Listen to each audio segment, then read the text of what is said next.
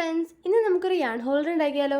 ഈ ഒരു സംഭവം ക്രോഷ്യ അല്ലെങ്കിൽ നെറ്റിംഗ് ചെയ്യുന്ന ആൾക്കാർക്ക് വളരെ യൂസ്ഫുൾ ആയിരിക്കും. ആൻഡ് യാൺ വെച്ച് വേറെ എന്തെങ്കിലുമൊക്കെ ക്രാഫ്റ്റ് ചെയ്യുന്ന ആൾക്കാർക്കും നല്ലൊരു സംഭവമാണ്. കാരണം നമ്മൾ യാൺ ഒരിക്കലും കെട്ടുപിടിക്കത്തില്ല, പിന്നെ അത് ശരിയാക്കാൻ സമയവും പോകത്തില്ല.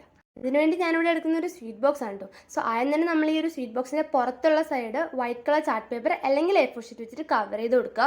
നമ്മളോട് ചെയ്യാൻ പോകുന്ന ഒരു എക്സലോട്ടിന്റെ പിക്ചറാണ്. സോ എനിക്ക് പുറത്ത് വരയ്ക്കാൻ ഇത്തിരി ടെൻഷനുള്ള കാര്യം ചിലപ്പോൾ തെറ്റിയാലോ, അതുകൊണ്ട് ഞാൻ അകത്ത് വരച്ചിട്ട് കട്ട് ചെയ്തെടുക്കുകയാണ് ചെയ്തത്.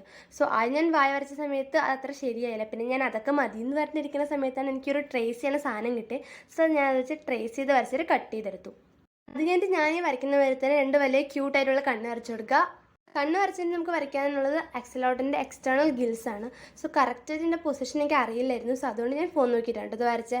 ഞാൻ ഈ ഒരു എക്സലോട്ടിൻ്റെ ഗിൽസിന് പിങ്ക് കളറാണ് കൊടുത്തത്. സോ അതുകൊണ്ട് തന്നെ ഈ ഒരു ക്യൂട്ട് ലുക്ക് കിട്ടി. നമ്മളുണ്ടാക്കിയ ഒരു യാൺ ഹോൾഡർ ഭയങ്കര ലൈറ്റ് വെയിറ്റ് ആണ്. സോ അതുകൊണ്ടാണ് ഞാൻ ഈ ഒരു ചെടി എൻ്റെ മേലെ വെച്ചിട്ട് ഈ യാൺ വലിക്കുന്നത്.